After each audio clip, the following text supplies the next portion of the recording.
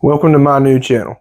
It's called Always Poor, Never Bored, and we'll be doing a whole lot of opening collectible cards from every genre, from movies, baseball, football, well, anything that you can collect and put a card. I've been collecting cards since I was about 8 years old. I have a pretty large collection. I will be showing it off. It's not like it's worth $1 million. These days over on TikTok, you see a lot of people posting card break videos where they're spending thousands and thousands of dollars while they hunt for these hologram cards or one-of-one cards or cards with autographs on them. And when I first started collecting, there was never an autograph card. There weren't very many hologram cards, if any at all, until probably the mid-90s, later in the 90s. When I was 8 years old, my grandmother gave me a box of old cards, basketball, football. I still have about 10 of those because they're the ones that are actually worth any kind of money. Some of those will be getting sent off to get graded eventually. I've held on to them for 37 years now. And I was waiting and waiting till the cards were 50 years old before I even attempted to sell them because, like most things, time adds value, especially with collectibles, anything that's collectible. But mainly I'm going to focus on sports cards. We're going to try to get some movie cards. I love Star Wars. As you can see, my arm is pretty much all black now, but I still have some Star Wars tattoos on this arm. Unfortunately, it will be mainly black within the next couple of months. I just got tired of looking at the Star Wars tattoos, and I wanted my arm to be done black. I think it looks better. We'll talk about the blackout tattoo, the process for that too. I have lots of tattoos. Tattoos are a cultural thing, so there'll be a lot of cultural things talked about on this channel. What I'm aiming to do mainly is we're going to go to a year, and the first one is going to be 1989, and we're going to open up baseball cards from 1989 that are fresh, still sealed in the pack. And that's going to be one of the main running themes. Trying to get cards from the movie Batman, cards from Star Wars. We'll not be doing Pokemon or anything like that, but there may be some cartoon cards I find. We'll be scouring the internet looking for some of the most unusual or hard to find cards that there are. If they're worth any money, they will be put up for auction. Auctions will be put in description where you can go to find them if you would like to buy some of the cards, and I hope some of you will. I don't really have an emotional attachment to collectibles. I just like to, my thing is the opening them, looking at them, and finding out how much they cost. Now, I will say that Deion Sanders, Bo Jackson, Ken Griffey Jr., they're mainly the three athletes that when I was growing up that I just loved. I thought that Ken Griffey Jr. was going to be one of the greatest baseball players ever. However, a hamstring injury pretty much killed that. Deion Sanders, one of the best two-sport athletes, just like Bo Jackson. That unfortunate injury that Bo Jackson had cut what I thought could have been probably the greatest NFL running back of all time, cut his career short. A lot of people might think that Barry Sanders is better than him or Emmitt Smith because he has the record, but if you ever watch Bo Jackson play football, you know exactly what I'm talking about. And as a matter of fact, in the first video, the cards that we'll be going through, we are hunting for a Bo Jackson card I do not have. So that is a holy grail type card for me. I've got a ton of Ken Griffey Jr. cards, and I'm still hunting one of those cards as well. Mainly because I quit collecting cards from probably the time I was about 16, 17 years old until a couple of years ago. So basically my personal collection just sat for 27 years and just was untouched. Then I started to buy again. It's just something that I wanted to do. I have a 5-year-old son. I'd love to bring him into the collecting genre, if you will. He plays too much Nintendo and things like that right now. I want him to get him a hobby that comes off of that, something that he's interested in. I don't care what it is. If he wants to buy Lego cards, if they exist, we're going to find some and he'll probably be joining me in some of those videos.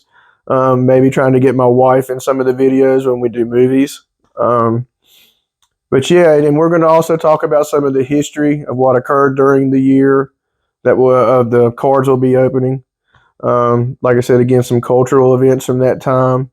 Maybe some personal stories of where I was, what I was doing. We're also going to be hating on a lot of these $100,000 card collectors that are just, oh man, I just found this, rookie zebra card, and 5 years from now, the rookie zebra card is probably going to be worth $500 after they're trying to sell it today for $300,000 because there was a Luka Doncic rookie card that apparently was, auctioned off initially for around $300,000, and then like 6 months later or a year later, I think it sells for like $80,000. So a lot of these prices are subjective, of course. There are people that price the cards. PSA mints the cards. You got to pay, a membership fee to join PSA. Then you've got to pay $15 per card to get it graded. That can become very expensive very quick. None of my cards are currently graded. I will probably, like I said, be grading a couple of cards. If along this journey we find something that is a Holy Grail type card that looks as if it may grade, then I probably will send it off. And there are a couple that I will. And I'll be showing off some of those cards, again, like I said, before the first break. But to me, it's more about just the hobby of collecting, the joy of collecting, wanting to bring my child into it, trying to kind of buck the trend right now of what's going on. Because if you go to even to Walmart or Target and look at the price of some of these new cards, you're paying $29 for 24 cards or $59 for 60 cards, which is $1 a card. And that's pretty expensive. Now, yeah, you can get an autograph card that's worth a couple $100 out of there, but you could also not make much money. And then if you go to TikTok and you watch a lot of the sports breaks, you'll see that somebody might plump down $150 on the Pittsburgh Steelers. And then when the cards are open, there's no Pittsburgh Steeler cards there. So that person has effectively lost $150 and has nothing to gain back on it. A lot of those guys, though, I will say too, they do give away a lot of stuff when people do end up not getting anything. I have watched a lot of that. There are some really good people that do that. I'm not dogging all of those people out, but it is a gamble. If you enjoy doing that, if that's a rush for you, go right on ahead. That's not what we'll be doing here. I am footing all the bill for this. I'm the one looking on the internet to find, rare things that you're just not going to see every day. Just so it's not the same 5 cards over again that we're looking for. And I hope in the comments people will start to make up, their own stories or tell us their own stories about how they found that card, or if we're doing a movie, the first time they saw that movie and how they felt and who they went with. All that kind of stuff, just creating a community of collecting around our childhood, how it makes us feel today, kind of take you away from the mindset that some of us have to deal with, a lot of adulting issues. We will be talking about some mental health stuff too. I have issues with that, but again, when that comes up, we will get to it.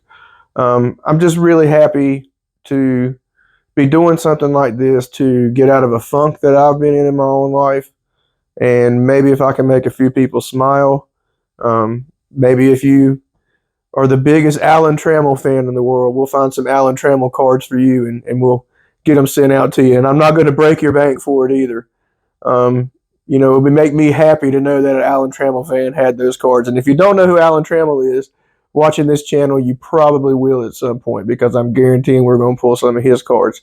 Most everything that we're going to do sports-wise, I'm going to try to make 25 to 30 years old. There may be more recent stuff. Sometimes it's because that's what you can find. Again, like I said, it's going to be at the mercy of what I can find on the internet and what I can afford. as well, because some of these card boxes, I'm going to tell you, they are not cheap at all, especially when you get back to the 86, 87, Fleer basketball set with the 18 Hall of Fame rookies or however many in it with the Michael Jordan rookie. I mean, you'd have to pay $12,000-$15,000 just to get a box of the cards, and you're not even guaranteed to get a Michael Jordan card. So you won't be seeing that on this channel anytime soon, unless somebody wants to donate a box. That'll be just fine. We will take donations. So hopefully, like I said, you'll get some enjoyment out of this. It's going to be a little bit of a journey. I'm going to continue to do this as long as I can afford to and make the videos for. And I hope you love the name of my channel. It comes from my favorite band, Idols. They're a British post-punk band. I don't know if any of you watching this may have ever heard of them. That's the album cover of their best album.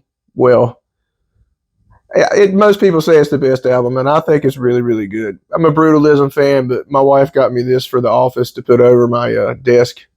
It's Joy as an Act of a Resistance. It's the album cover. It looks really cool, and I want it in the background while I do my actual talking, because we're going to talk for a little while first, like I said, about some events during the year leading up to opening the boxes of the cards. We'll open up the cards. We'll talk about some of them as we go along. Some of them have really funny stories, some stories I remember from watching the games, from actually looking at the players, knowing who the players were. But again, it's going to be a journey. I hope you come along. Thank you very much for listening to me during this long rant. And just a little bit later today, we will be posting the first video, which is going to be one of my favorite baseball card sets of all time, the 1989 Top Set. A lot of great players in it. I've already opened half of the box because I just wanted to have some cards already ready on hand to kind of talk about. But I'm still searching for that Bo Jackson. So I hope you'll join me for that hunt. Thank you very much.